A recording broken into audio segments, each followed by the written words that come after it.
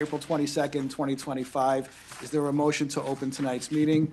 Trustee Nell, second. Trustee Patino, all in favor. Meeting is hereby open. Can we please rise for the Pledge of Allegiance? Pledge allegiance to the flag of the United States of America and to the republic for which it stands, one nation, under God, indivisible, with liberty and justice for all. Thank you, everybody. Trustee Rosen Asher is not here tonight, and her absence is excused. Before we go forward, I have to add some items to this evening's agenda. If it's not long enough already, I have to add a few more items to it. So the following items will be added to this evening's agenda, and I need a motion to add these items. So is there a motion to add a resolution identifying Kearney Realty and Development Group as the village's preferred partner? Is there a motion? Trustee Rosenberg, second. Trustee Galen, all in favor. That's hereby added to the agenda. Is there a motion to add a resolution for site plan application for on-site parking improvements at the Master School campus? Trustee Galen, second. Trustee Sullivan, all in favor. That's added to the agenda. Is there a motion to add a resolution approving waiver of the site plan review for stormwater drainage improvements for the existing sports field? Trustee Sullivan, second. Trustee Patino, all in favor. That's added. And is there a motion to add a resolution authorizing extended hours at Memorial Park as requested by the Dobbs Ferry Youth Little League? Trustee Sullivan, second. Trustee Rosenberg. So we'll get to each of those things. Whew. Did we just take motions on those, or did we vote on them? You're just adding it to the agenda. But do we have to vote on the motions to add them? We don't? Okay. No. Eventually, they'll come. We just did vote on the Yeah, motions to add we them. did. I just heard the first and seconds. I wasn't tracking. Sorry. Sorry, everybody, and welcome to the meeting again. Before we get into the presentations, I just want to make an announcement. Tonight, we do have some exciting news to share. You know, it's not a secret that Dobbs Ferry is facing an affordable housing crisis. Many people in Dobbs Ferry are struggling to both live and work here or stay in the community they've called home for generations. Affordable housing, where rent, taxes, and utilities stay under 30% of income, is simply out of reach for too many. And affordable housing is often misunderstood as being solely for low-income individuals, but in reality, it's typically structured as a mixed-income housing because it serves a range of households across different income levels. And I don't want to get too technical at this stage, but generally this is achieved by using various area median income thresholds, which allows for a diverse mix of residents, which includes working professionals, families, and seniors. And mixed-income housing creates a neighborhood stability rather than displace current residents to make way for condos or high-rent apartments downtown. This type of development will allow middle-class people to live downtown and will reflect a broader cross-section for our village. To help, the village is partnering with Kearney Realty and Development Group in an effort to turn 3 village-owned lots, 2 vacant lots on Cedar Street, and the parking lot at 99th Street, Cedar, into affordable housing. Again, the goal is to create homes for teachers, nurses, municipal workers, seniors, and young professionals while maintaining ample public parking. The board has worked for years to address this issue. We created the Affordable Housing Task Force. We updated our zoning to allow accessory dwelling units, increased affordable unit requirements in our new developments, and earned a pro-housing community designation from the state of New York, all of which helped us win the $4.5 million New York Forward grant for our downtown. We want to thank especially the task force and its co-chairs, Tracy Barron and Rob Lane, for all the hard work that they performed over the years. And to identify these new opportunities, the task force and Pace University's Land Use Law Center studied potential sites, and they landed on these 3 transit-friendly, village-owned properties.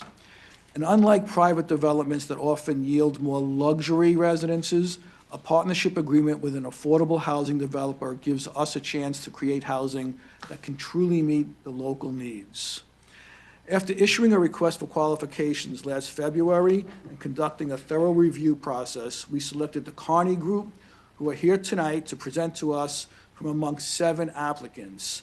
They stood out for their local experience, their community engagement approach, their willingness to pay fair market value, and commitment to sustainability and preserving parking. The upsides of this initiative are clear. It can bring more housing options that people can afford. And because this housing is downtown and close to public transit, it should be attractive to those who don't have cars. It can add to foot traffic, which is good for our businesses and our community vitality. It can produce recurring revenue on land that does not currently generate property taxes for the village or schools, and on top of the revenue from the land sale, which is good news for taxpayers. The impact for our community will be analyzed as closely as any other development, with public hearings and consideration from both our planning board and board of trustees, as well as all the required environmental reviews. Plus, we ensure that this agreement adds an even more public engagement with additional public workshops hosted by the Carney Group. And it's important to note that we will not sell village property until we have an approved plan. We're just at the beginning of this process. Tonight, we will consider a resolution to initiate a 90-day due diligence period with Carney. During that period, Carney will be provided with this opportunity to review records and site investigations, and we will discuss specifics around coming to a formal contract, such as the valuation of the property, the number of units, the size, the energy efficiency standards, and availability of public parking. Determining the extent of zoning amendments, setting the term of affordability for the residential units, establishing a mix of affordability for the residential units, scheduling the public outreach process in compliance with the state environmental quality review and other applicable legal obligations. We encourage everyone to stay informed. We've set up a website, dobbsferry.gov/affordable housing, which should be live tomorrow, where we will add in FAQs and updates regularly. Now it's my pleasure to introduce the Carney Group, and they are here tonight. It's the first of many nights where they will be here. So welcome, tell us a little bit about yourself and how you see this going. Thank you, Mayor, members of the board. Can everyone hear me okay? Yes, So we good can. evening. My name is Sean Carney of Carney Realty Group. I'm here tonight with my partner and father, Ken Carney. We're honored to be considered to be a development partner with the village. We've put together a brief presentation to talk about our development concept, but also, since this is our first time in front of this board, a bit of background on Carney Group, who we are and what we do, and some of our similar developments throughout the Hudson Valley.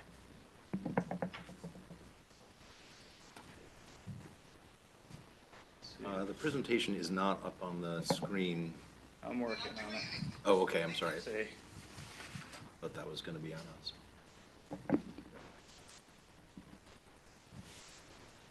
There we are. There we go.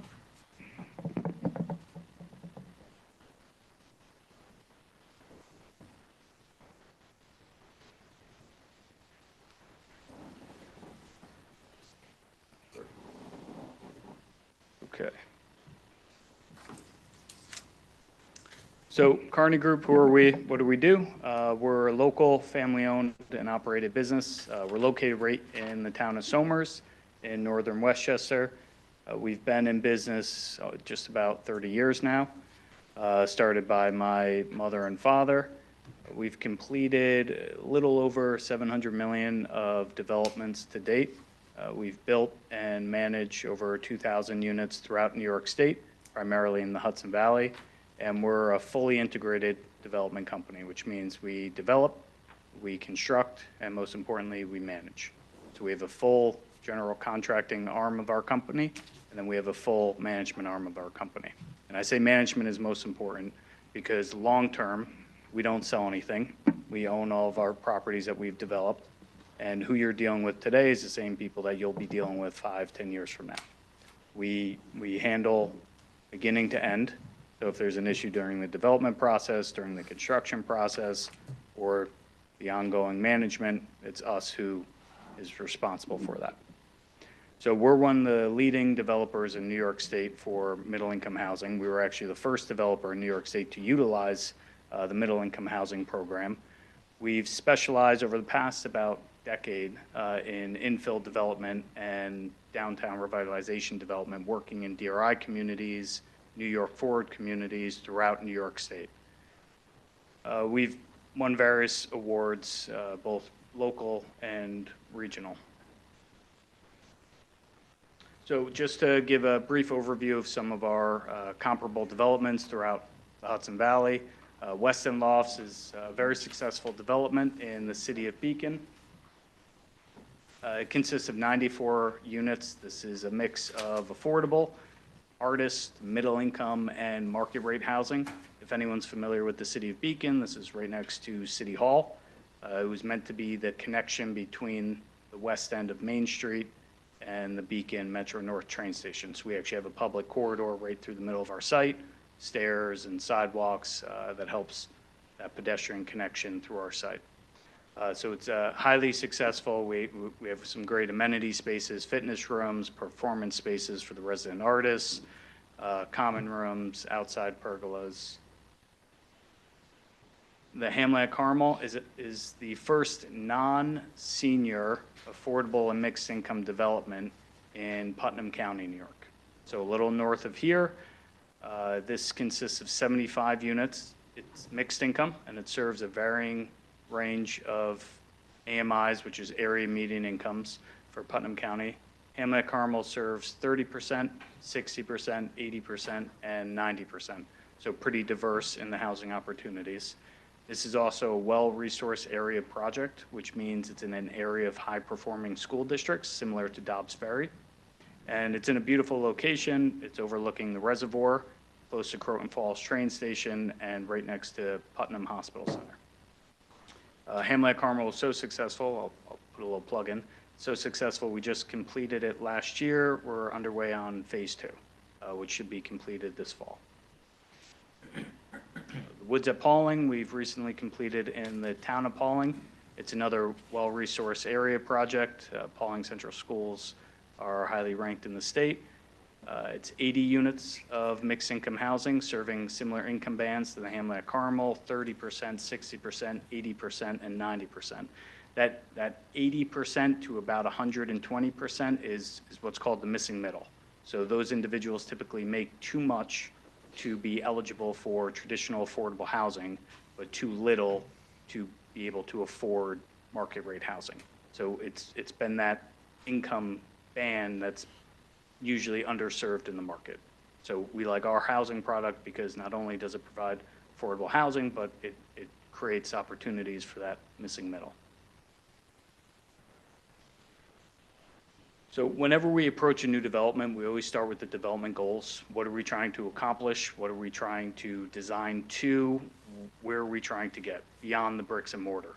So for the RFQ that the village issued, we looked at how do we create a diverse array of housing opportunities? How do we reach that missing middle and provide affordable housing as well? How do we reach multiple income bands? We've seen this in numerous municipalities that we've worked, but providing a diverse array of income bands allows you to reach more of that workforce.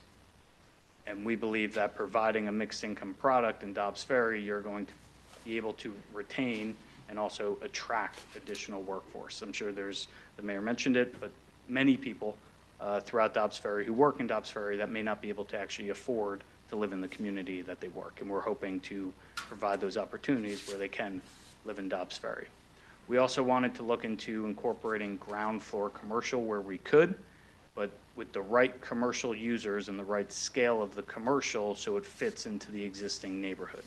Get that neighborhood scale retail where it would be part of someone's daily life or weekly life, increasing the foot traffic, not just for our residents, but the existing community.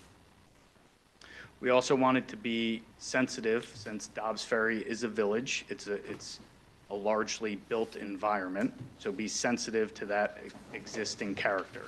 None of these parcels are in a historic district, but we're near a historic district, so we looked at those guidelines in developing our concept and our building design. We also have a heavy emphasis on sustainability with this development and all of our developments. All of our developments are LEED certified. This project, and we'll get into it a little more, but we'll look to how can we create a very sustainable development? How do we look to renewables and see what's feasible at this site? We also needed to find an innovative parking solution for the Palisades parking lot. How do we address our resident needs and the existing demand on the parking lot? And how do we incorporate a comprehensive community input approach to this? So we'll have our normal public hearings throughout the process, but how do we develop an approach to get more public feedback earlier in the process? So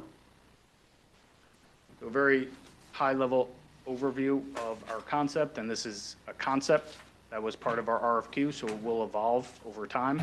But we're looking to provide housing, new construction on all 3 sites, and provide housing with 1, 2, and 3-bedroom apartments. We're looking to provide a diverse array of housing opportunities, providing housing for individuals and families at 30%, 60%, 90%, all the way up to 115% AMI. And we put the income ranges for those AMIs. It goes depending on number of individuals in that household, but we just wanted to give an example of what those income ranges could look like.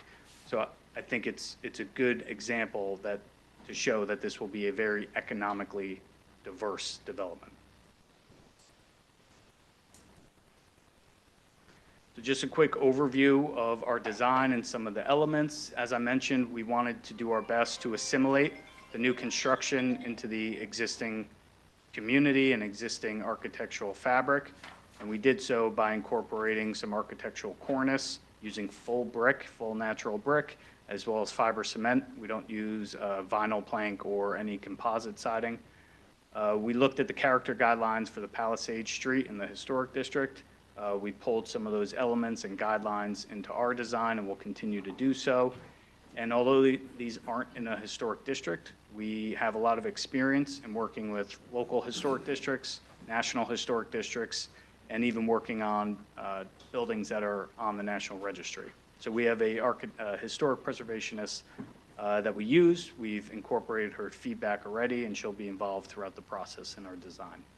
We'll also look at where we can. These are tight footprints, but how can we enhance the streetscape? Something as small as street trees, additional landscaping, benches, to try to activate those areas a little more. Some of the high-level highlights of the development. We're looking to keep the existing parking space count at the Palisades parking lot by building a deck over the existing parking lot, and then our building would go on top of that deck. We're going to focus heavily on sustainability. I mentioned that all of our buildings are LEED certified. They were NYSERDA compliant. That's now evolved into Enterprise Green Communities. We'll be looking at renewable. We've done, at this point, probably six developments utilizing ground source heat pumps, geothermal. We'll look into the feasibility at these sites as we get into the due diligence phase. We'll also be incorporating electric car chargers, and on all of our developments, especially ones in downtowns, we'll incorporate indoor and outdoor bike storage to decrease the dependency on vehicles. So as the mayor touched on, we've proposed a pretty intensive community input process, and this is in addition to any public hearings that would be part of our public approval process. We, as the developer, we would host both small and intimate meetings with community stakeholders, and then larger town hall style meetings with larger groups of the public for Q&As. We'll roll out different design elements, get feedback on that, and as the plan develops and evolves, we'll host more of those meetings as the design changes. So just an overview of next steps and the process. From our standpoint, the next step would be our due diligence phase. This includes title, survey, everything from geotechnical reports to environmental reports. This will give us the framework of what physically can be built and can't be built at these sites. And based on that, we can kind of refine our concept and our development plans. And then that'll implement into step 2, which will be community input, where we'll have more concrete of a concept that we can get some feedback on, and we can start our local entitlement process. And after we complete the local entitlement process and we secure funding from the state, would be our construction phase. And we're anticipating about an 18-month construction phase, with a few months, about 4 months for our rent-up phase. So I'm Irish, I can talk all night, but I know you have a full agenda, so I appreciate you giving me the opportunity to speak tonight. I'd be happy to answer any of the board's questions. Anybody have any questions? Nope, not so far. We're good. Thank you again. Thank you. Thank you very much. Thank you. Thank you. That's important. Sean, could you just, for the benefit of the public and the fact that this will be saved, could you just give a unit count in your concept at each of the 3 locations? Sure, so at the Palisades parking lot, we envisioned roughly 38 apartments, and then each of the individual lots were about 6 apartments each, for a total of 50 between the 3 lots. You can keep my USB, I have no idea how to disconnect that, so. Just to remind everyone, so as this process goes on, there's going to be a really robust page on our website where there will be FAQs that will be updated as some of these things get fleshed out and finalized. So none of this is finalized right now, but we're looking to launch that in the next couple of days. So you can look there, and saying this to the folks who are watching online as well, look there for the information that we have now. And then as the project evolves, we will be updating it in real time. So. And those counts that he said were in their initial concept phase, but that's part of the 90-day due diligence process, is us working with them to decide what those numbers are in a goal-wise way before they end up going to all the boards, and then have additional time to change some more. Okay, thank you. And we'll look forward to working with you guys going forward. So, know that you've been here before, you've done it. You've worked with communities like ours, and we're very confident that we can work out something that'll be very beneficial to the residents of Dobbs-Ferry. Thank you.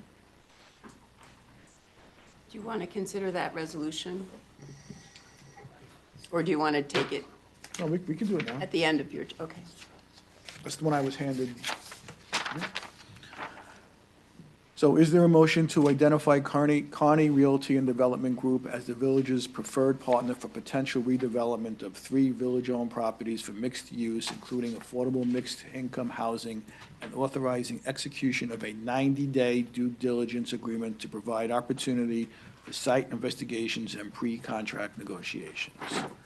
Trustee Patino, second trustee Nell, all in favor. That passes unanimously, so it's done. Thank you. The first thing you have to do, though, is sit through this entire meeting. Until you sign contract. You know what, I was gonna say something, but that was good, you didn't.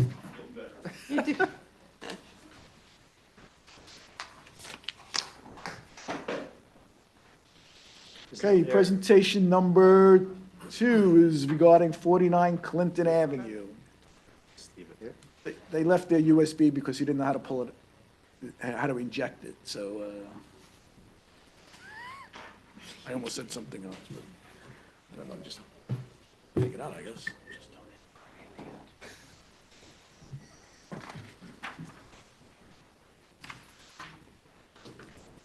You want to tell us who you are and why you're here? I will do all of the above, Mayor. So good evening, Brad Schwartz from the law firm of Zarin and Steinmetz, representing the Master School. I am joined by Andy Schneider, the CFO, Dan Pereira, the Director of Operations, and Anthony Catalano, our professional engineer from Woodard and Curran. So good to see you all again. We are here to formally begin the site plan application process for a new proposed on-campus parking lot. I'm pleased to report we're actually proposing 17 more spaces than your board had required last summer. And just to briefly rewind the clock to last August, we were before your board for proposed interior and exterior renovations to a building known as Strayer Hall. The board granted a site plan waiver given the minimal nature of those improvements. In doing so, you conditioned that waiver upon us coming back and proposing a new parking lot of a minimum of 31 spaces. So again, so 31 was the benchmark, and we're coming back to propose a lot of 41 paved parking spaces, plus another 7 that will handle the maintenance vehicles for a total of 48 new spaces. The waiver also had some conditions about the timing of a building permit for those renovations, as well as that a CO could not be issued unless we were actively pursuing the parking lot application, which obviously we are doing. Those renovations are ongoing, and we're excited to be completing those renovations this summer, and we expect and anticipate to close out the permit and receive the CO in the summer before the students return in September. Quite frankly, we are equally anxious to begin construction of the parking lot. So there are some procedural matters that we'd like to discuss with you at the end of our presentation. Tonight, the board, all we're asking for is referral to the planning board. No approvals are requested of your board this evening. I will also mention, given the proximity of the new parking to Esterwood Mansion, we needed to make a referral to SHPO, and we did receive a no adverse impact letter back from SHPO, so we're all cleared in terms of state historic issues. Anthony will briefly walk your board through the proposed parking lot, and then again, if we could discuss some procedural matters at the end, that would be fantastic. So it's up on the screen. How do I get it up on the? I'll tell you, behind you, look behind you. The expert is behind you.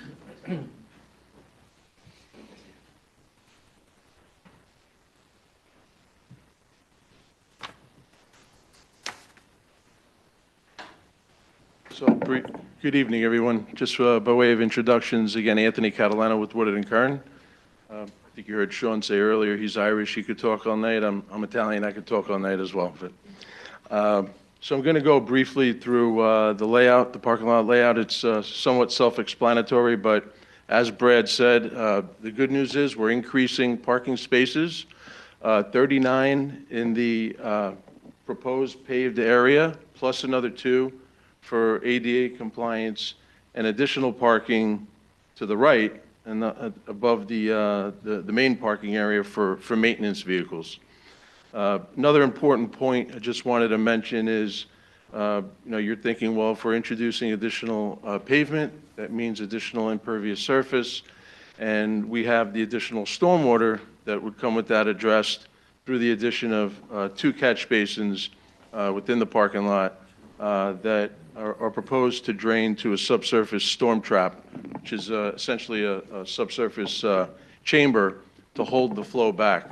The ultimate goal, as I'm sure you've heard in many past presentations in development projects, is to ensure that the post-development conditions, flow conditions, do not exceed the pre-development flow conditions.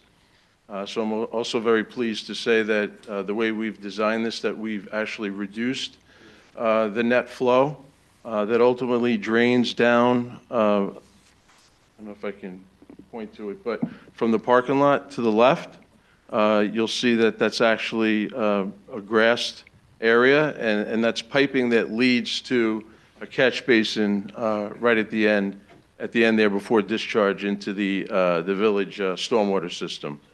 To the school's credit, they wanted to really have a complete design here. We've incorporated some pedestrian walkway as well on the lower level or end of the parking lot. And the parking lot, the actual parking spaces, I'll mention as well, are also code compliant. And those are really the highlights. I mean, I'm happy to answer any questions that you might have from a technical perspective, or if you want to wait, if Brad, you have additional thoughts or comments. Any questions for Anthony while you got the mic? I have a couple.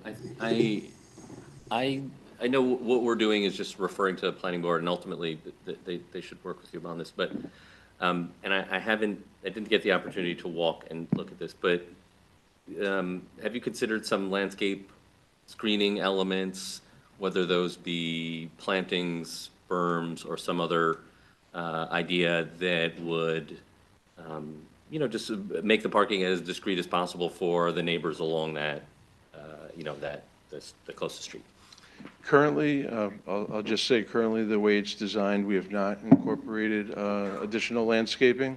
What you see beyond the defined parking spaces is essentially restoration of the grassed area. And that's currently what we're showing now. I don't know if the school wants to comment in any way. Small comment, we have this here.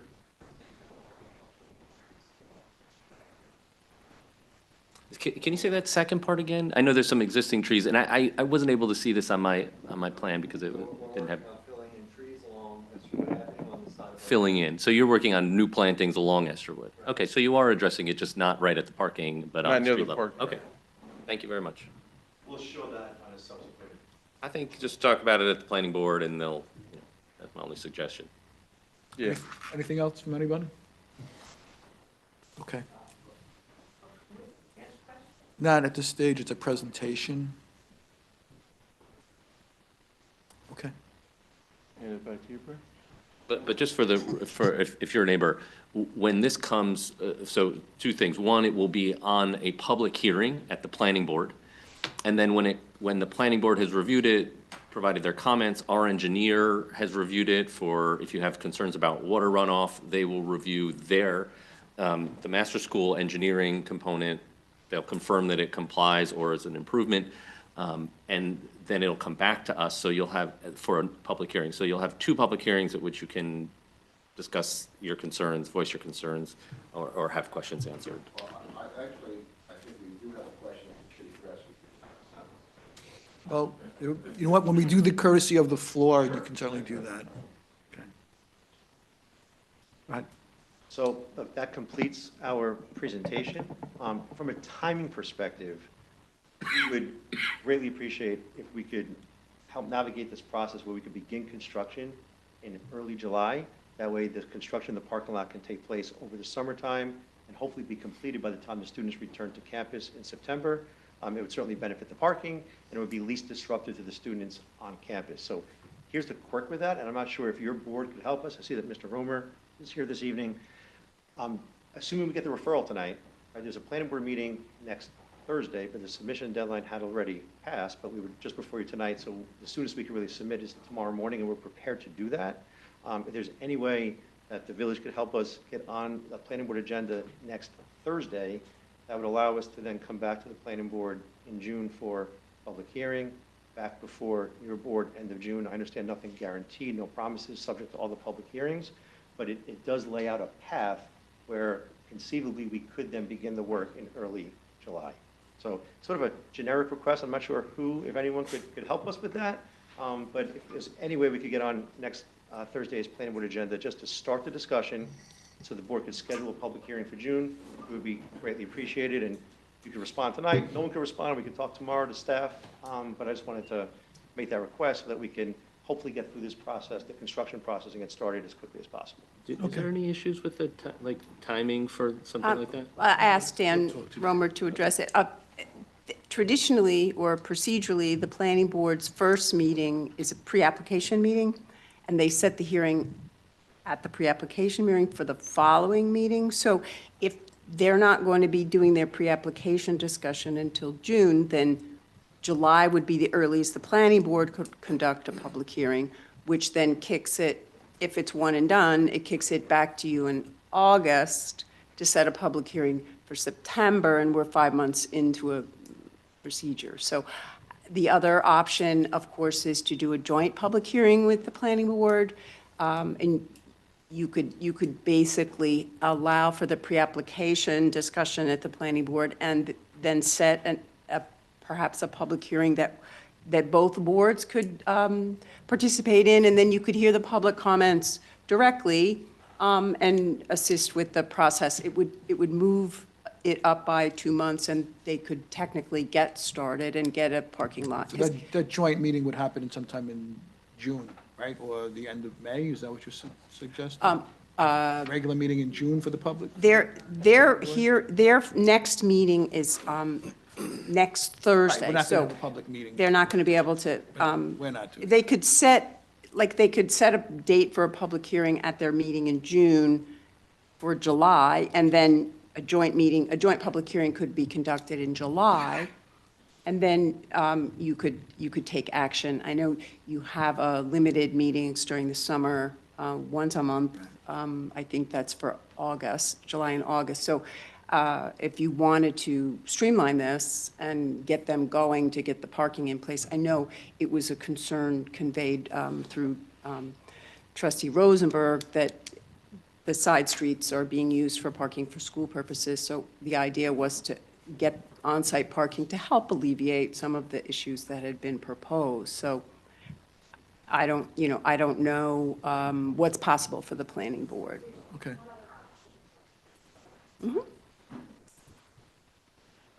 Option this board could consider is just having the planning board do the site plan review for this particular application, similar to what you did with a prior application recently, where you waived your authority for site plan review and just had the planning board deal with the site plan review and approval. So that's another option.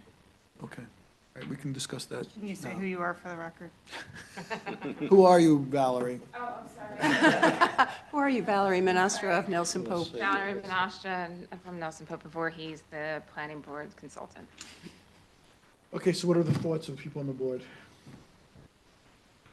I mean, there's a certain amount where I'd like to, I mean, the neighbors have been asking for this parking lot for quite some time, so there is a part of me that would like to understand what seem to be their concerns before making a decision. And so perhaps we can revisit this after courtesy of the floor Yeah, that's what I was thinking. To talk about a so that schedule. we can You know understand what, what why don't we we're just, dealing with. Sure. yeah, why don't we just bring them up now? So We- if you can yeah. just step aside. I know the neighbors are here. Usually we would reserve this for courtesy of the floor, but rather just to streamline this. So if you're here with a question, I know you had a question first. Why don't you come on up and tell us what the question is? Thanks. Tell us who you are and what your concern is, when you get to the microphone.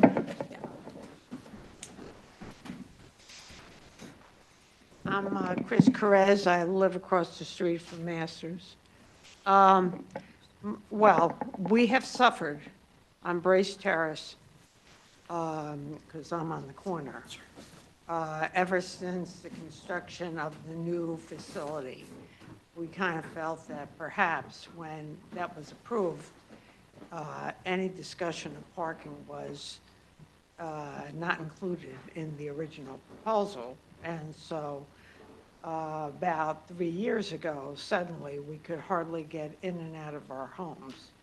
Not only that, you couldn't get deliveries during the week, and the school buses couldn't make the turn. Now, luckily, we had some improvement with the 2 signs that at least allows the large trucks and school buses to make the turn right on the corner of Clinton and Brace. That's been a help. But still in all, there is still so much student parking on our block that, that the school bus still has problems if people are parked on both sides. So what would be your concern about having a parking lot, an extended parking lot then? What? So they want to build a parking lot that would be bigger on their property. So what would be your concern with that?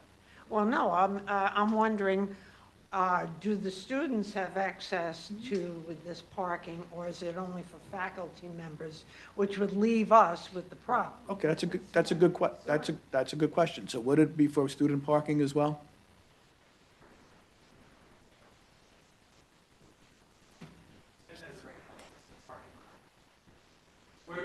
The intention is for this. Why don't you come on up? Yeah, you say who you are. I'm Andy Schneider. I'm the school's associate head for finance and operations. It was requested at a meeting back in August, I believe, that in conjunction with this parking lot, the school come up with what was referred to as a parking management plan. That is very much in process. The idea being that once the parking lot is constructed, the school can then look holistically at how to assist with trying to get as many cars as possible off of Clinton Ave. Fortunately, the school's priorities are aligned with the town's in that regard. We very much would like cars off of Clinton Avenue as well. I think once the parking lot is constructed, we can take a look and figure out how best to do that. We just don't want to put the cart before the horse. So currently, the teachers, I don't know how many teachers live there or how many teachers travel there, but where do the teachers park now? Wherever they can. So this So is do we 41 spots that will Right. take care of whoever they can at the very least. I would like to you may be considering this already. I'm the fellow who brought up the magic phrase, parking management plan. But part of that plan is not just where to, store cars. Part of that plan is how to reduce the number of cars that are coming to campus. So I hope that in your planning for that, you are addressing that. Westchester County has a toolkit for big organizations that will perhaps give you some frameworks to think through. You may already have that, but if not, please get in touch with me and I will put you in touch. The school will certainly consider that. Thank you. Okay. I would also say that I hope that you won't wait until the parking lot is constructed to look at parking holistically. If you know that this is the plan, if this, whatever this is, gets approved, then hopefully the starting to look at the holistically question can commence at that point and not wait until all the, pavement is poured. That'd be great. Thank you. Okay. Do you have any other concerns? You have any concerns? Okay, come on up.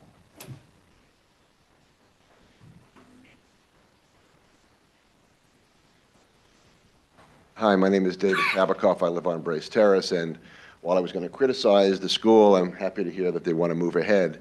So I don't want to criticize the board, but the key part of this whole thing is to get this parking lot done by the beginning of the school year. And efforts to sort of push it into July and August is pointless. We have a big parking problem. Today, for instance, one of the cars was parked in front of a fire hydrant. The police came to give a ticket, but the point is, too much parking on Clinton, too much parking on Brace Terrace. There's a solution. Let's get it done, and let's not get caught up in entanglements in terms of timing. So I'd appreciate if you guys would help us. Thank you, Matt Rosenberg, for helping to push this issue. Thanks very much. Okay. Can I make a suggestion? Well, I thought Valerie's suggestion would be, Yeah, I was gonna say, why don't we ask the building department if they can put it on for next week so that they can notice for public hearing. This board can waive site plan approval, and we'll let the planning board approve. There'll still be one public hearing, so if anyone else who couldn't make it tonight has something to add, they can show up at that meeting. And it's not during the summer when people are away, and it gives them an opportunity, gives them an extra month to finish before the school year starts. It only helps them if they get on the May 1st agenda. that's what he was saying. I'm saying, let's ask the building department to put them So on the May 1st Is agenda. that a problem for you, Dan, to put it on the May 1st agenda? I know you've already probably have the agenda set, but would this be,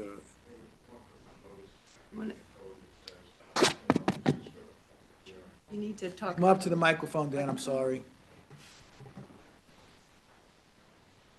Have 30 days. Dan Romer. We were more concerned about the noticing of the application. The noticing in the code says it's for the public hearing. So if we want, we can put it on for pre-sub, I guess, So then Thursday. you still have, then you have you have May 1st to June 1st for notice, For the public hearing, for public correct. hearing, and then you have the public hearing, the June meeting. Yes. Okay. And then, if everything's fine, they can, ready to Yep. do it over the summer. Okay, that's possible for you, and you can do that? Okay, so are we okay with that? Is the consensus of the board? We'll need to revise the resolution. Yeah, it's still, If the majority of the board doesn't want to waive site plan, we could just do a joint meeting with the planning board on June 1st. Right, but then it's an extra meeting. June, I It's an don't know. extra one When item is- meeting, it's not. When is the June planning I'm just board? saying, that's the other option, if people wanted to stay involved in the conversation. It is June 1st? Whatever, I meant, I just did 30 days, but. I'm fine with waiving, what? Yeah. I'm fine with waiving site plan Yeah, approval. me too. Can I also ask a question about funding for it? I just want to make sure you guys know about the Local Development Corporation here in Dobbs that helps with economic development here. And if you haven't already secured funding for the project, we suggest you look into that. Thank you. Okay, So thank you. Well, you're going to rewrite this as we're speaking? We have to rewrite this because what you'd be doing is, Waiving site plan. you'd be waiving site plan, and the planning board would end up being the lead agency for a coordinated review of SECR. Right. We're expecting an expanded EAF to be submitted with the application because this is a type 1 due to its proximity to, believe it or not, the Hudson River. So, yes, what you're going to be doing instead of referring this to the planning board is waiving your jurisdiction, allowing the planning board to be lead agency and to allow the planning board to have the jurisdiction to review and approve the site. Right, so for the third paragraph, can I just say the Board of Trustees of the Village of Dobbs Ferry hereby waives its Authority for site plan Authority. review in favor of the planning board. We did have language in the Strayer Hall resolution, which we can plop in here and. waives its authority. This is the one that was. And you recognize that the planning board will be lead agency for purposes of SECR. Okay. I think I have it, so, It still needs to go to the county, but the planning board can handle that. all right, so let's see if I got this right. So is there a motion to approve waiver of site plan review for the on-site parking improvements on the Master School campus, 49 Clinton Avenue, where the Dobbs Ferry Board of Trustees hereby waives the requirement for site plan review pursuant to Dobbs Ferry zoning code section 300-52A2. Such waiver is based on the facts of this situation, does not become precedent for any other matter, and shall not negatively affect the village's ability to otherwise enforce applicable law, rules, or regulations of property, and declares that the lead agency for the environmental review of the project will be with the planning board. That works. That works. Okay, great. Does that work, Trustee Mr. Schwartz? Patino, second trustee Rosenberg, all in favor. That passes unanimously. Really, really appreciate You're the welcome. board's cooperation. Dan, Valerie, thank you. You're welcome. Thank you for expanding the number of spots. Got it. Thought you might like that. Okay, next one. And this has to go to the engineer too, so. And feel free to reach out to Jeff, our treasurer, if you want to find out more about the LDC. That would be great. Okay. let's do Don't it. go anywhere, you've got one more. Do you have the next one? They do have financing? Let's try Valerie. I'm Dan Pereira, I'm with the Master School, Director of Operations. Is it possible to get Michael from Hudson EC up on the screen via Zoom? He's going to be doing the presentation. You know what, this is just for the drainage improvements, right? Correct. Do we have any real questions for this, or? No, this is just We the okay? same thing, waiving for I site. think we're just okay with it. This is to waive site plan completely because it's only trigger here is it's more than 500 cubic feet of soil that's being moved, so, Big grass field right off Clinton, that you see. yeah, Could you make a 5-second presentation, tell us all about that? thank you. Or, So as you come up to the entrance of the Master School, on your left is a large field right next to the new building we just built. It used to be a softball field. It's no longer going to be a softball field. It's just a general play, a kind of practice field. We've noticed we have significant drainage issues on the south end of that field down the hill. So we're planning on putting drainage along the south end, kind of around into a Coltech-based basin system, right up in that upper corner. We are looking to just sort of improve that area, not the entire field, because we have significant runoff. As you all know, I'm sure, we are on a hill. The entire campus is on the hill, so everything is running downhill. Once it hits this flat spot, it tends to sit. So we're going to try to get rid of all of that water that's sitting there, and hopefully it will take care of some of the sheeting that we see as it goes down the hill and towards Esterwood, and then eventually down towards Esterwood Avenue and Stop and Shop. Okay. And if I just may add in, Michael Stein with Hudson Engineering. So we're actually reducing the runoff coming from the field even further than it already is. This area was used as a staging area for the IEC building that was just built. So this is strictly just a drainage improvement that will further reduce water going down towards Clinton. Okay. And the building department will engage with Anthony Oliveri, who will check the numbers and calculations, so it's no less protective of the environment or of the public. Okay, I think we're ready to move forward on this. So is there a resolution to approve the waiver of site plan review for stormwater drainage improvements for existing sports field at 49 Clinton Avenue as recommended by the building inspector? Trustee Rosenberg, second trustee Galen, all in favor. That passes unanimously. It's done. Thank you very much. Thank you. Thank you very much. You're welcome. I know the Esterwood neighbors will be very happy for that. Yeah, and I think I read was stop. It's not going, it's going to help Stop and Shop flooding by their parking lot. So.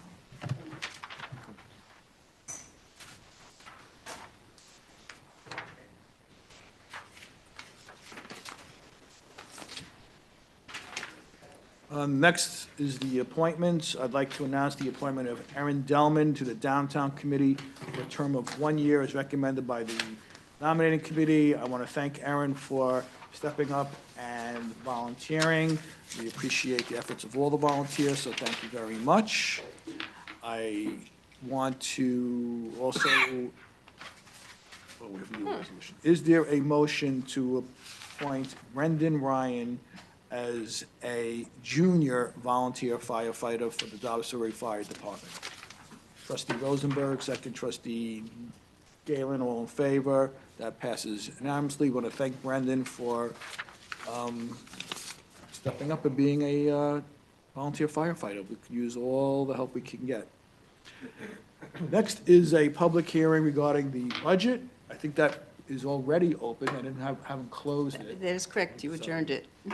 Okay, so we met regarding the village budget. We've had public meetings. We've had a public hearing at the last Board of Trustee meeting, which we put over till today. Is there anybody here from the public that has anything to ask or comment about the budget? Okay, is there anybody online who has anything to ask? Okay. Is there a trustee that has anything to ask or add? Okay, so I'm going to take a motion to close the public hearing. Trustee Now, second trustee Patino, all in favor? Public hearing is hereby closed. Okay, courtesy of the floor. Is anybody here for courtesy of the floor? Wait, no, there's a resolution, right? Right. Yeah, Mayor, the resolution for the adoption of the budget and the tax rate. Right. That would be action item number 1, right? You just, We're not going to do courtesy following yeah, this? right. Okay. In the agenda, it's before action items.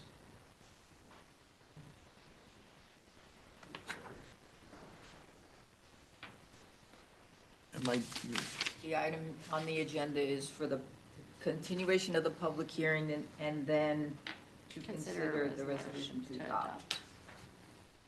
okay. Is there a motion for the Board of Trustees to adopt the 2025-2026 village budget and tax rate? Trustee Galen, second trustee Patino, all in favor. Budget hereby passes. I want to thank the village staff, particularly Jeff, the village treasurer, and his staff for the hard work that he's done to bring in a very responsible budget that we believe meets the needs of the village within the constraints of reality. So thank you, Jeff. Thank you, Rob, for the work that you performed on this also. And in line with that, we have to now authorize the tax levy, so we can collect that money. Is that correct, Jeff? We can do courtesy of the floor first. I did courtesy of the floor, didn't I? No. No, you have other individuals here. I didn't do it? Okay, courtesy of the floor. Is anybody here for courtesy of the floor? Come on up.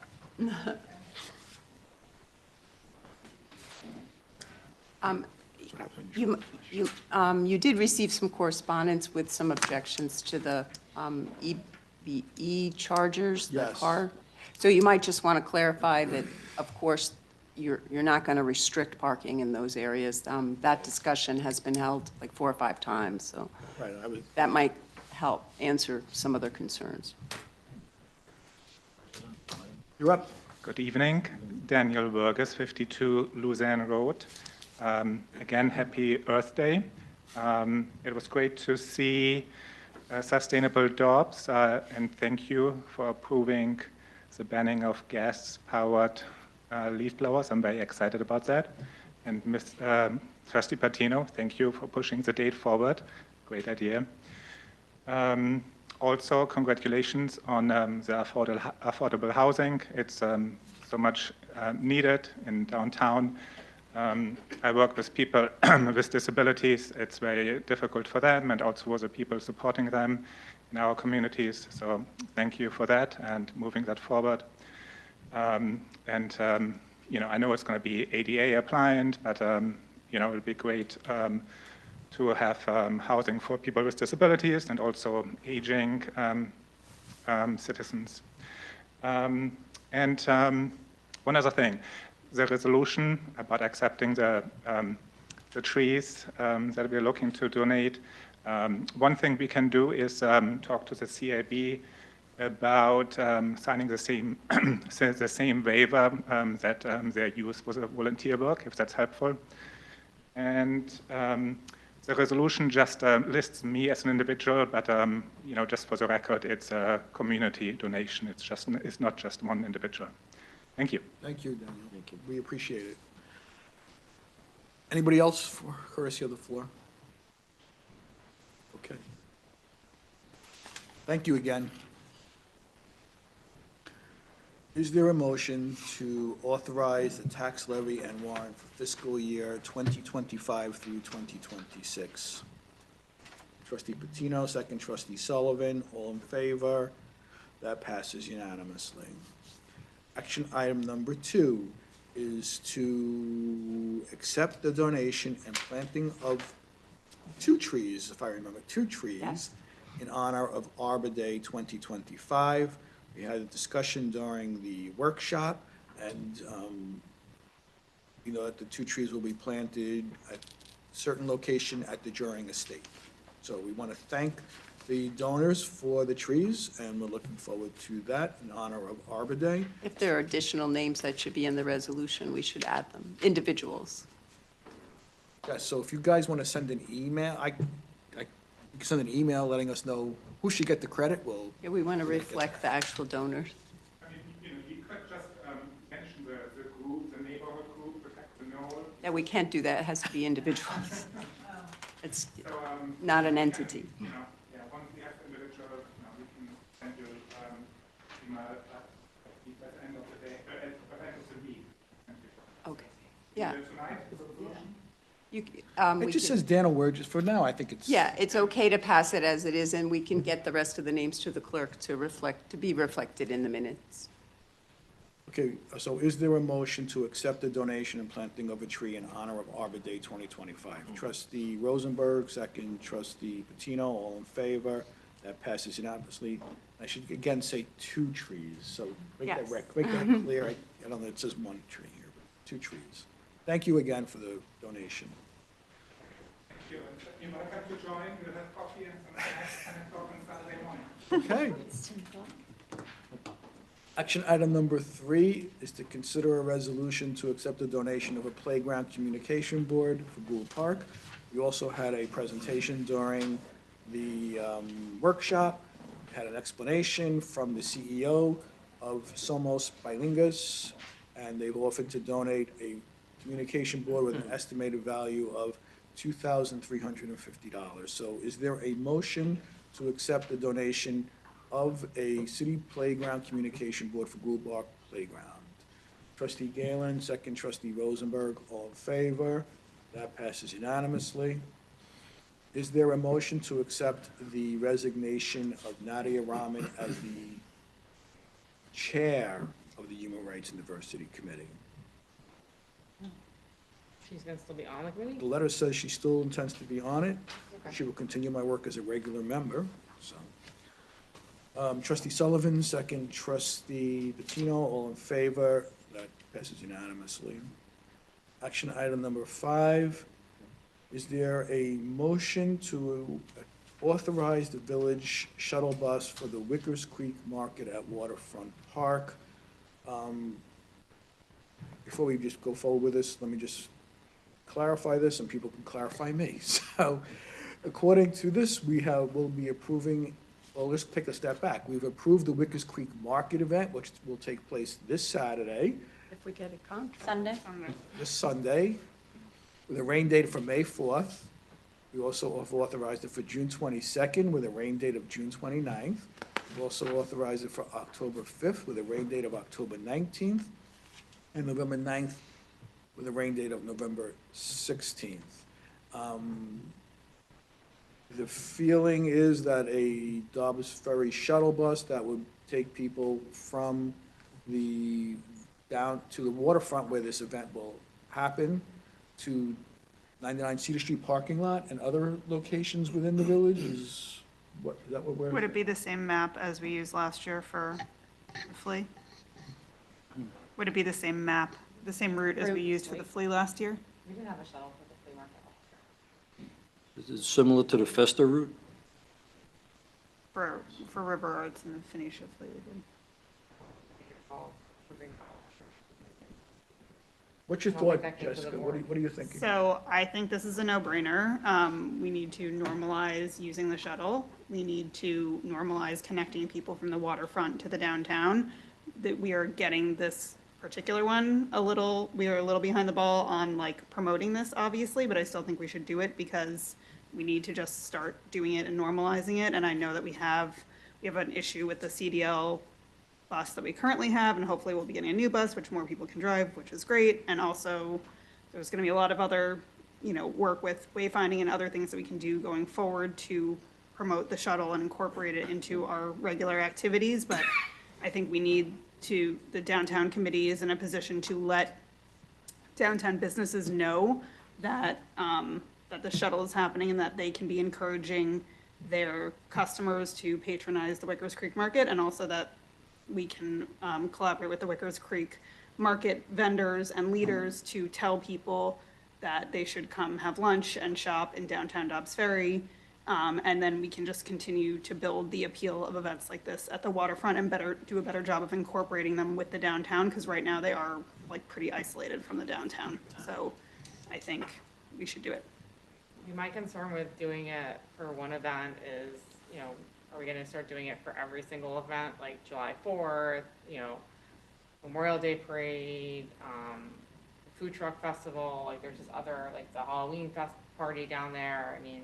Yeah, I think we should do it for as many as we can. I know, but at some point there become, we have to pay people and all this stuff, and then we're doing all these events.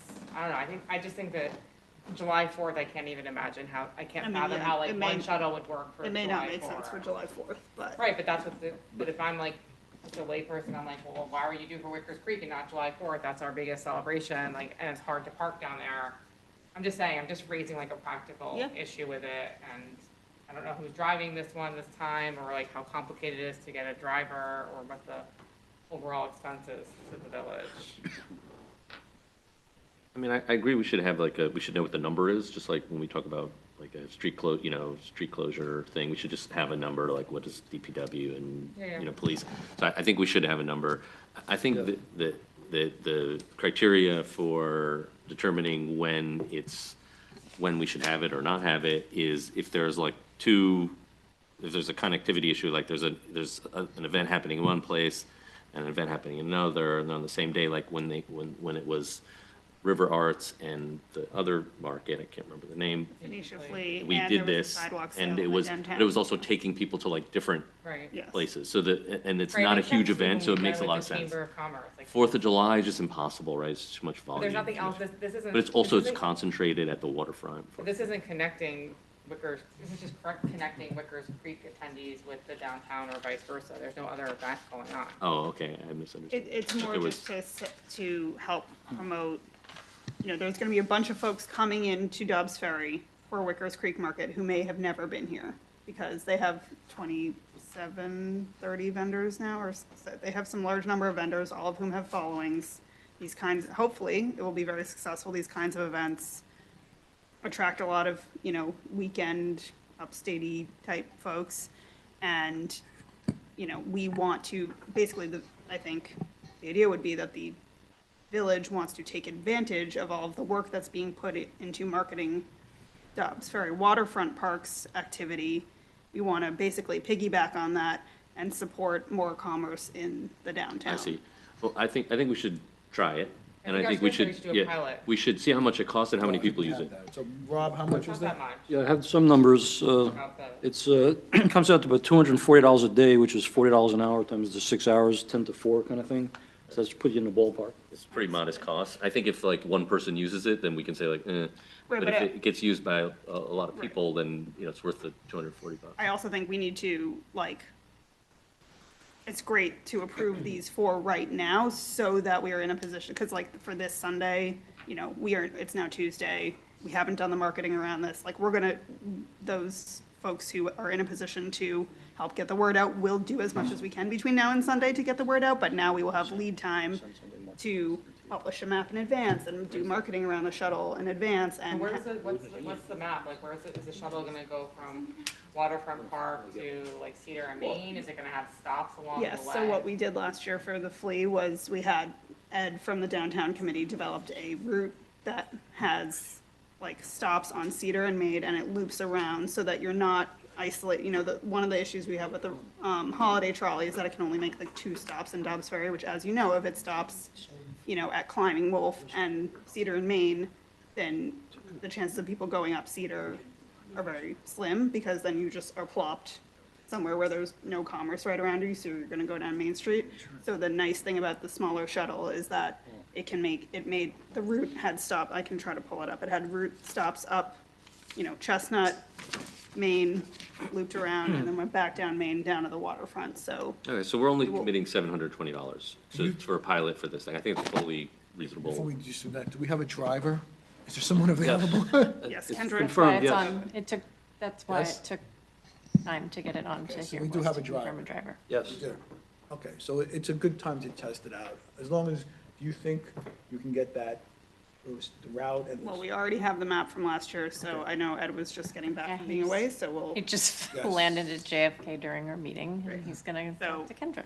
We will hustle this week to get a route published. No, Ed is And I the also, chair of just to downtown. put it on your radar, the River Arts, Benicia Flea, June 14th, which I think is also, I'm not the liaison, but I believe the downtown committee is planning something for that day, potentially, June 14th. So we should get Dang out. that planned also, so we can promote that. So just June 14th, shuttle.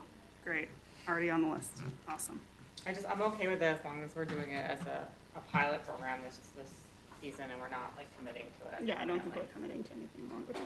I also think, you know, it's great to do it as a pilot, and we just have to start doing it to see if it works. So, And is there a way we can tell this person to keep track of how many people got on and off? Okay. Yeah, buy them like So- a clicker. Just quickly, budgetarily, the shuttle bus budget has been very small the last several years.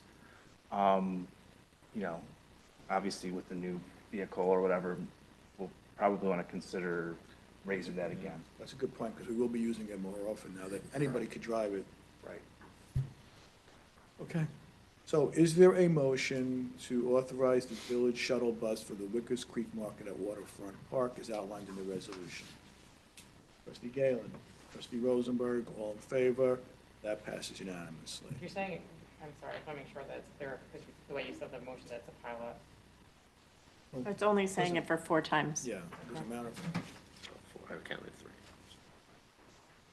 Okay, action item number, whatever. Is there a resolution to authorize? Because I'm not sure It's it's, gonna be hard to get to 22 with you. I'm not sure it's 6, right? I added 1 or 2. At the end. You added, You added 3. Don't worry about the numbers. Right, that's what I said, whatever. Liz will do it. Good one was Chiefs of Housing, when we already did that. Then I did, But that wasn't numbered, that was just in the. Aren't we in order still? We're good. we're good. Consider, is there a motion to authorize the village administrator to enter into an agreement with Walter A. McDermott Telephone Auditing Services for telecommunications audit? From what I can see here, Rob, you're suggesting that this firm will review all of our usage in the telephone, and if they identify any savings, They will negotiate, they will do the proper filings, they will be compensated 50% of any credits that we get in our first year savings. Is that correct?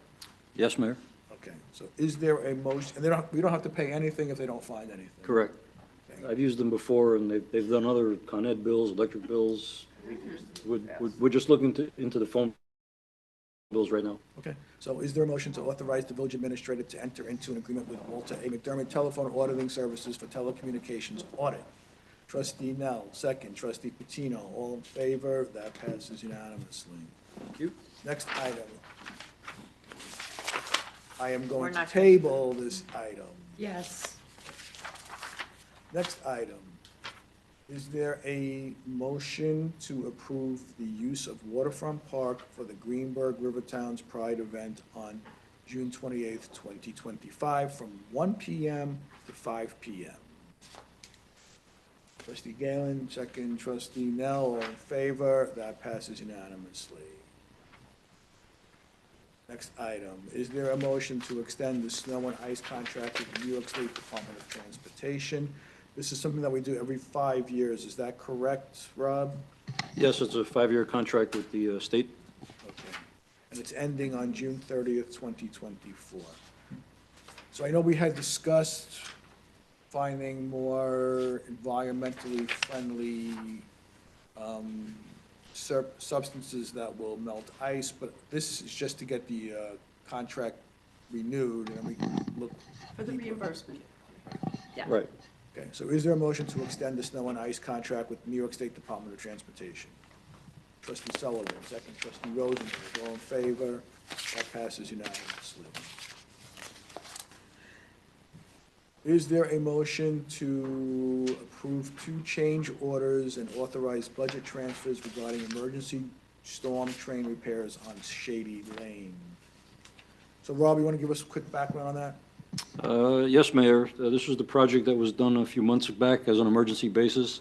We had to replace a collapsed storm drain, so while they were replacing the drain, the contractors realized that they had 2 unforeseen sanitary sewer connections actually piercing through the existing busted storm drain, so they had to realign the 2 sanitary lines to make that fit. So they worked out the elevations, and they did in the field while the trench was open. That created a $20,000 or so change order. Okay, so it looks like the increase will be $22,952.47. So is there a motion to approve the change order and the budget transfer? Trustee Patino, second. Trustee Galen, all in favor? That passes unanimously. Is there a motion to authorize the village administrator to execute an agreement with A1 Engineers to conduct a drainage study for Wallgrove Avenue? So I know we have been talking about Wallgrove Avenue and the problems that have been occurring there. And I believe this is the first step to take some real concrete action, where we will first do a survey study to see what's happening. Is that correct? Yes, Mayor. Yes. And this estimated cost of the study is $82,500. So is there a motion to authorize? Can I ask a I'm sorry. Storm drain. Sure. Did Anthony indicate what the cost of the design for a stormwater system would be? So just want to make everyone aware, this is just to study the question.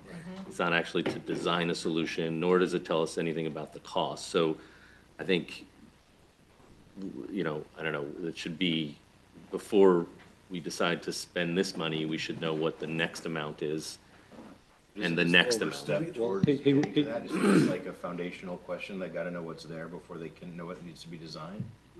I just don't want to spend $82,000 that then we decide not to use because the cost of the design and construction of this, of resolving this is Right, but isn't this astronomical. part of this, Yeah, this is the first step chronologically to identify what the problem is. He doesn't know what it might cost. I He doesn't know totally what he's get gonna it. It's find. just a high number to find out what's possible. Don't we have a choice if this thing doesn't have to be Yeah, fixed? what's the alternative? I don't, maybe there, I mean, like, if we don't fix, like, let's say we spend this and then we say the $10 million price tag or whatever, which it won't be, but putting it out there, attached to, that this unleashes is the solution. What could we do at that point other than do it? Well, there's another outcome, which is that you can't solve the problem, right? That's a potential outcome of this study, which is that, sorry, the downstream stormwater lines are not sufficiently large to handle new input, right? That's a possibility, in which case this would be a total waste of $82,000. Like, if this were a That's not the $15,000 outcome. study, I would be saying, yeah, let's just do it. So can we answer that question before we do the rest of No. the study? So what do we do? I'm just telling you, that's my problem, that's why I think It's just it too should be much money? discussed. It's a lot of money for a potential, there's no solution answer. When you say there's no solution, can we just do bigger pipes? You seem to say it was too small. No, because we have to take that bigger have to pipe attach it. from Ashford and Walgrove all the way, like, down Broadway, like, that's. But you don't know that's an that until you eight-figure study number. it. Right, but we don't know that, like, I think you're presuming that the answer will come back that this is impossible. So I'm not it's therefore presuming. a waste of money, but if we, to the extent that we don't know, but we do know that we have serious problems on Walgrove with pavement degradation, with flooding, with all kinds of things, stormwater related, that we at least owe it to the village to discover whether there is a potential solution. And if, I presume, and Rob, correct me if I'm wrong, but that this is the number that it takes in order to get that answer. If it's not, we should go back to A1 and say, like, is there a way to answer that foundational question for less money? Is there extra stuff in this scope that doesn't need to be there to answer the is there or is there not a solution question? I'll be happy to go back to them and ask that question. To me, I would hope we do that every single time. I think it's we done. get I'm presuming that we've done that. Any number Yeah. that comes to us, I'm hoping I think we should has just that. vote on it and go forward from there, so. But that, the basis of this is that the assumption is it's going to be a pricey fix. Yes. And it's something we would need to have in our capital plan, and that's why there's, not urgency, but that's why we're trying to do this now. I mean, there's urgency in that this has been an ongoing issue for years. Right. And we have not wanted to take the step of doing repaving or like other work on Walgrove because we needed to get this done first. And it's taken a long time to get here to the point where we're taking this first step.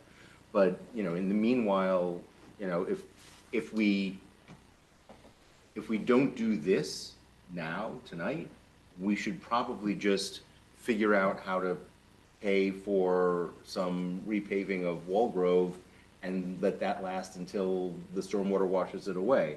Because that is the situation that we're in right now. If it's unfixable. This is not subject to any kind of grant or anything, Rob, this area? Not this project, no. Not the study, but you might be able to get Construction. construction. I just want to clarify, I'm not against the study. I'm I against just don't price. know enough, like, I feel like this should include more information about what the next phase of design would cost and what it may cost, even if it's a large range, to do the work. The point I'm making here is that one, not don't do it. I don't want to, because I agree with you, we've been talking about this for a long time. The reason we haven't paved it, which is a disaster at this point, is because we want to fix it holistically. Right.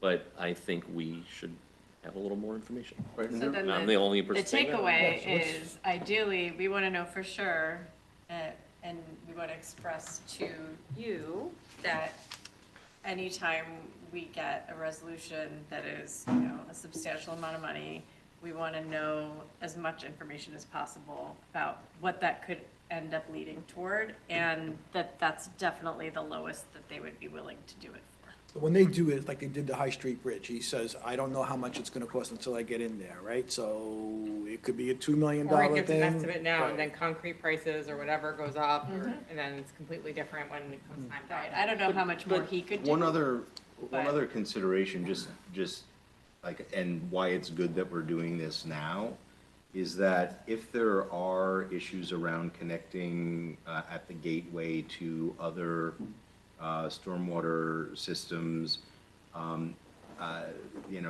June, there is a public workshop that the DOT is putting on about the the Broadway Complete Streets program, which is going to, among other things, potentially dig up and replace stormwater connections, right? So if we wait too long, we might get to the point where they've closed the road already and we can't do that.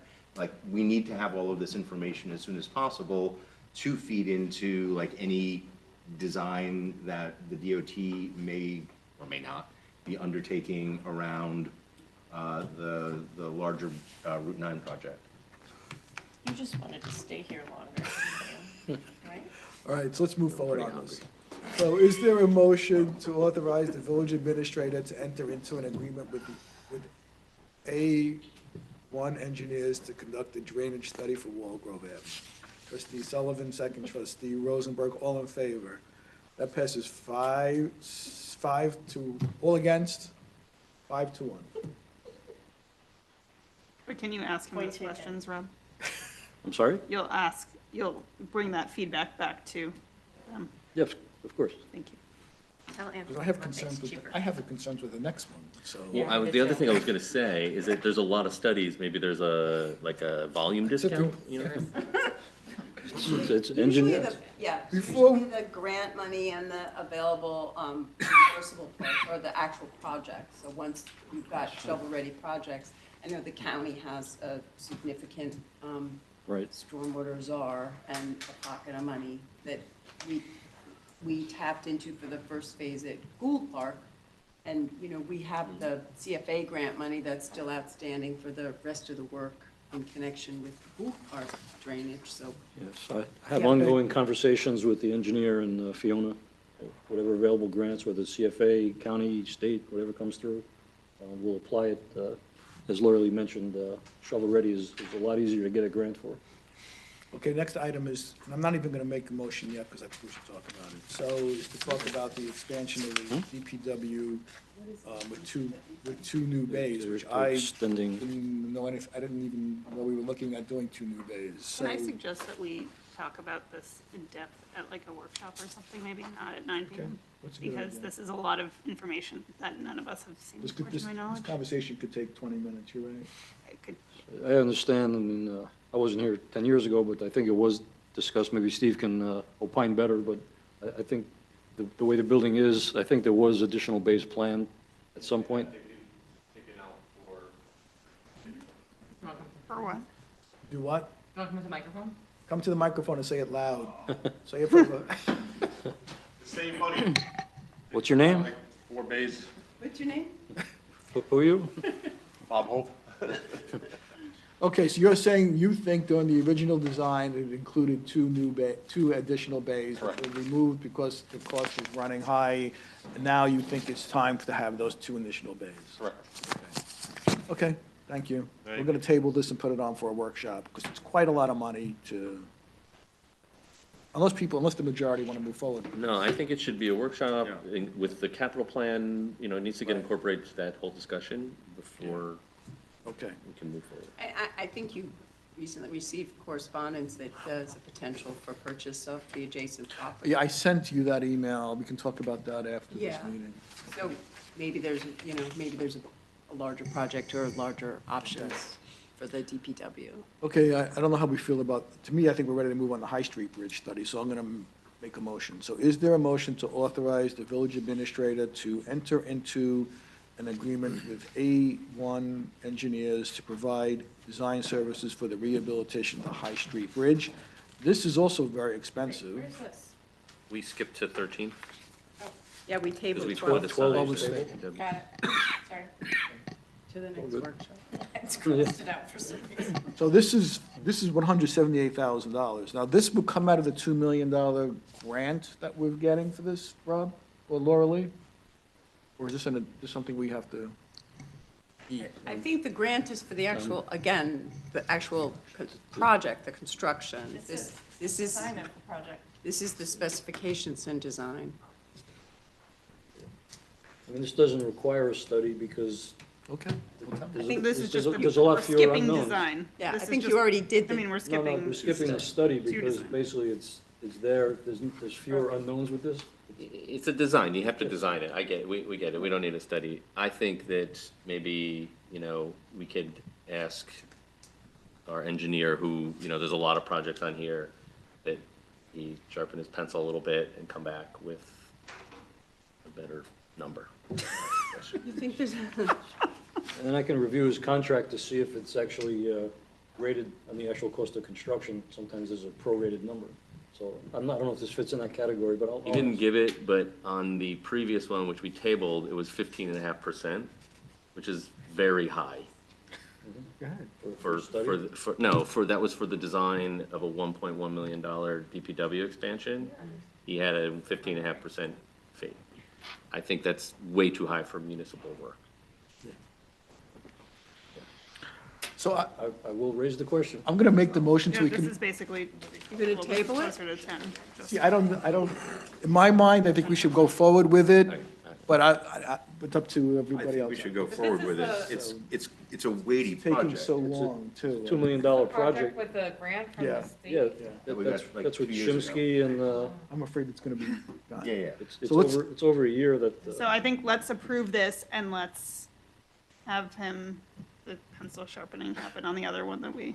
All right, so is there a motion to authorize the village administrator to enter into an agreement with A1 Engineers Up to to- provide design services for the rehabilitation of the High Street Bridge in the amount of $178,000? So that's Is there a motion? $178,000 outside of the grant Yes. money that we have to pay just to design the reconstruction of that one wall? Why? No, the not one bridge. wall. So not the The wall. High Street Bridge.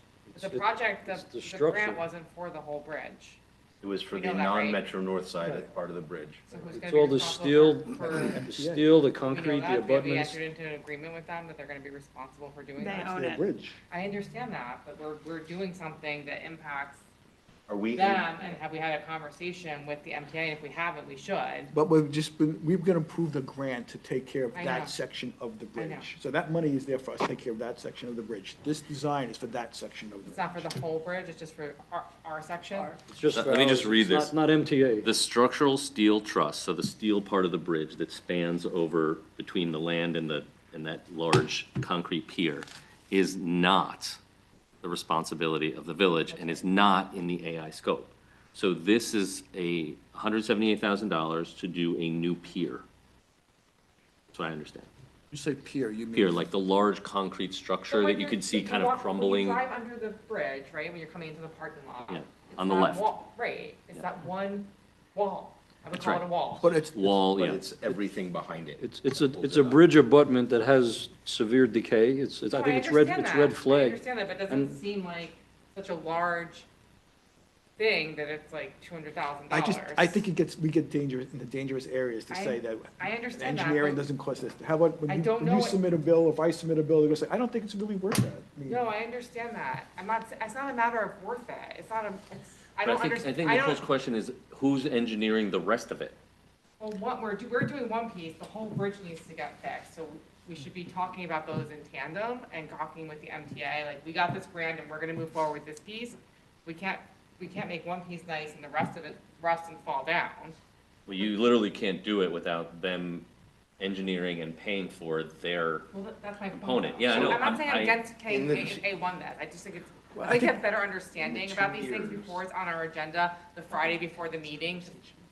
Yeah, but this is the first time we're seeing the design study. No. I mean, have we not had this conversation with the MTA in the 2 years I don't since think we? so. We'd have. No. I don't think so. No.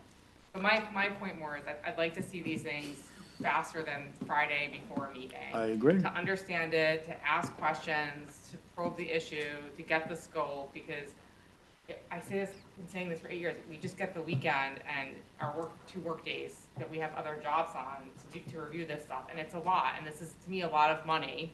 And I want this project to move forward more than anyway, because I've been talking about it for a long time, so we don't lose the grant money. It does I say, will approve it, it but- does say here, coordination with Metro North Railroad as necessary. It does Well, say it's that. necessary. So it does say that in the resolution. But, and also, aside from approving this resolution, we should reach out to the MTA to let them know that we are proceeding with this project, correct? That's right. Right, that's as of right, when you do these projects, of course, anytime you touch somebody else's property, you have to tell them. Right, I know but Anthony, strategically, it like, would make MTA is a sense to behemoth of get that. a bureaucracy to deal with, and they have their own budgets, they have their own timelines, their own capital. Yeah, I just think the And I sooner we I tell think them this is Anthony happening, the. mentioned to them, this project is happening, that's good engineering. So, so basically, if they don't want to fix their trestles over their train tracks, I can't force them to do it. We're only looking at this $2 million grant that I'm afraid, Understood. I don't want it to disappear. Understood. I just want to make sure that we have given them a heads up that we are proceeding with our side of the bridge. Okay, so let's see how this turns out, so who votes for what? So, is, Jeff has something. oh, sorry, Jeff. I'm sorry. I'm just looking at these numbers, and I'm looking at what I put into next year's budget for engineering and Nelson Pope. This is gonna eat up a ton of that. So my question is this an up to? And can you prove it as an up to that Rob will try to get this number down? You know what I mean? Because these 3 or 4 projects are basically going to blow engineering out of the water for next year's budget. Right, and to Mike's point, we are doing like 5 of them at the same time with this one company. You think there would be some type of, I don't think you get. I mean, they still have to design each one. don't you do that with us? It's engineered time. You alternative fee arrangements, yes, but I don't think that works in engineering. Also, Yes. It is, it It's- totally does, It- because you they know, don't have to try and get more work from other people. Give them the rest which of costs these. money. okay. Negotiate with But to vendors. Jeff's point, that is, I think we're approving here like $500,000. That's about what I have in the budget next year. Okay. But to our point, we've been wanting to move forward on these Understand. projects for But quite a my while. real What question, we though, is may we're gonna have to spend. talk about, though, is temporary financing for this and roll it into a bond at some point. Right. We spend $178,000 in design services, and then we approve the design and it goes immediately into construction drawings, or is there like another phase in between those two things? No, this No, it's one design is, goes this to one is, construction. this is a total fee for their component of the engineering. Okay. So there isn't Oh. a second, like, Okay. it's different than the stormwater Yeah. question. But, I mean, I'm sorry to ask this, but we got this grant somewhere on the order of 2 years ago. What have we been doing for the last 2 years? And why haven't we had, or somebody on our behalf had a conversation with the MTA about Something this? Anthony did. He did already? Yeah, it says something. It's like, He's reached out to MTA, Yeah. yes, we have their, but I don't their, know what houses. Wait for somebody Can't to. work on the bridge Right. unless you let her know. of course, Yeah. it's gonna affect, if it has any effect on them, of course, they're gonna be contacted. Okay, let's see where this goes. So is there a motion to authorize the village administrator to enter into an agreement with A1 Engineers to provide design services for the rehabilitation of the High Street Bridge? Trustee Gallon, second trustee Sullivan, all in favor? Or passes unanimously? But the question is, Without joy. all of them that are on here, to Jeff's point, how and should we be doing all of them when the total is going to take up everything for next year? I think Jeff says maybe we could bond it all if we put it I on. think it has to go part into our capital plan, and we have to figure out what the next phase of that is and start talking about bonding for next year for these So- projects, because that, and it could include some of the costs of it. I can reach out to bond council also and see if we can do Nothing's the been done. BN temporary financing for the engineering work. I think you can, but I just would like them to say so. Okay. And could we ask are we positive that the state funds won't pay for the And I was engineering? thinking the same thing. Let's look at that grant a little closer. The grant that's like not in. And what else do we have planned for them? Just the bridge. Like, this is, we're approving this now, so is it part of this fiscal year, or it's gonna be part of the I mean, June first fiscal year? It's even tighter, I'd say, in this This current year. fiscal, That doesn't- yeah. But I'm I mean, wondering I what else we had added, on- I what- added, you know, a But couple when hundred you put thousand. it- When you put money in there, I'm wondering what we had in mind for that money, is my point. Maybe these were the projects we had in mind, or maybe. But this is also, all the engineering work that they do and all the Nelson Pope Voorhees work as well. That's what's in that budget line. Okay, yeah. Rob, could we ask the state if perhaps we could use the state funding for this? Doesn't hurt to ask. Okay, Sure. great, thank you. But wait, there's another one. There's more. But wait, there's more. So is there this seems very expensive to me too, but is there a motion to authorize the village administrator to enter into an agreement with A1 Engineers to provide design services for the replacement and rehabilitation of retaining wall on Palisade Street at Station Plaza? That's in the amount of $157,500. And that's not actually to do the work, that's just for the engineer. And I thought when we talked He about. had said it was this gonna be project, it this was gonna- total. I thought that when we talked about this project last time, I don't remember when it was in the last few weeks, that it was already like approved and was gonna be in the construction phase and rehab and like done soon, not just like starting a design phase. It's been closed for so long. What are we doing? Yeah, what the engineers found out was that there's a lot more structural work. It was undermined so badly. It wasn't just putting the blocks back in. It's completely undermined, and it's actually moving, which is dangerous. So I would put the priority on this project because it's not going to fix itself. It's only going to get worse. And it's already going to cost upwards of $500,000 to fix the thing because you're going to have to rip up the roadway, redo the wall, and you have to design it first. So it's getting worse before it's getting better. And it's, And that's a capital project that's. Rob, does he have a projected total, all-in projected? I know it's not until it gets bid out, or until it gets bid out, we won't know. I mean, because this one to me sounds like we'd want to ban this to bond it at some point, probably. so are you asking for like a construction? Yeah, does he have an idea of what the demo number? total project nuts to bolts is gonna be? He can give me an estimate, give me a range, just to put us in the ballpark to answer that question. And then we can start looking at temporary financing and get the project going. Right. Do all of these also include, or do we have a manner in which to get all of this wonderful data and geotechnical investigation into the GIS system that we have agreed to purchase? Yes, every one of them can wind up there, yes. Could or will? No, absolutely, any infrastructure, whether it's a tree, a sign, a bridge, a water main, every piece of infrastructure. Great. And did they do that? Do they are they the ones who take that information and get it in there, or who gets it? Well, they design it electronically, so it gets put into our system. So Okay. it's not like a redo. They Yeah, take yeah. the design and just Yeah. drop it in. And you drop it in? Okay. Correct. Great, thank you.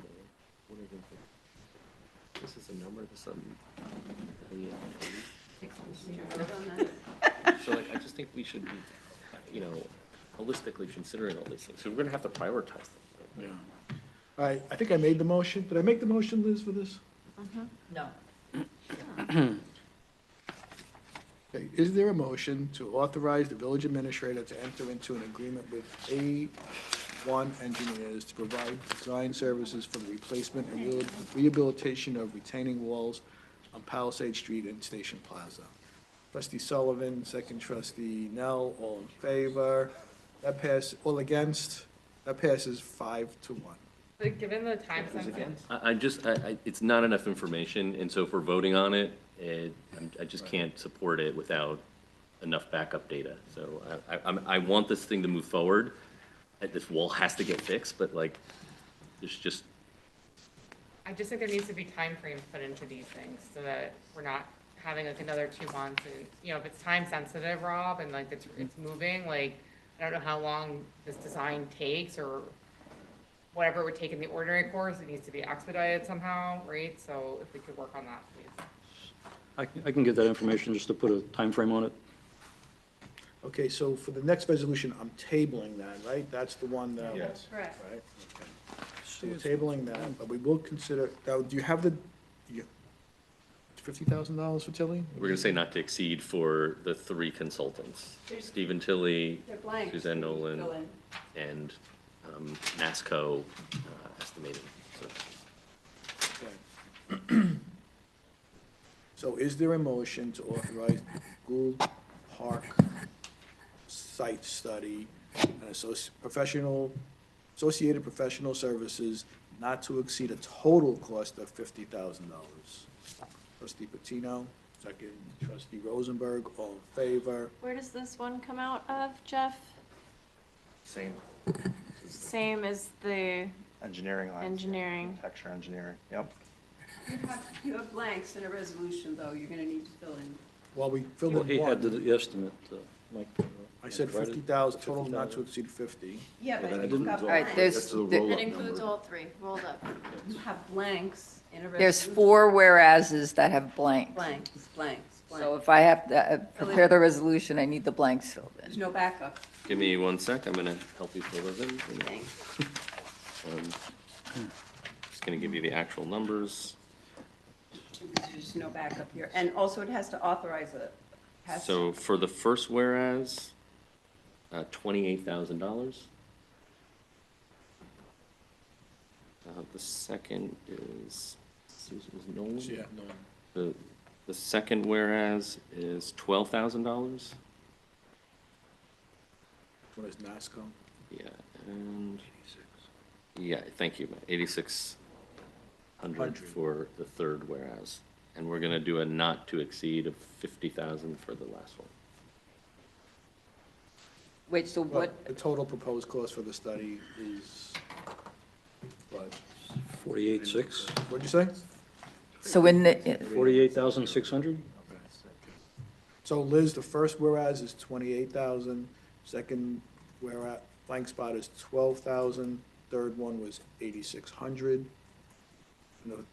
That one, they want, that next whereas clause was 48,600, and then the bottom one is 50,000. 50,000 even.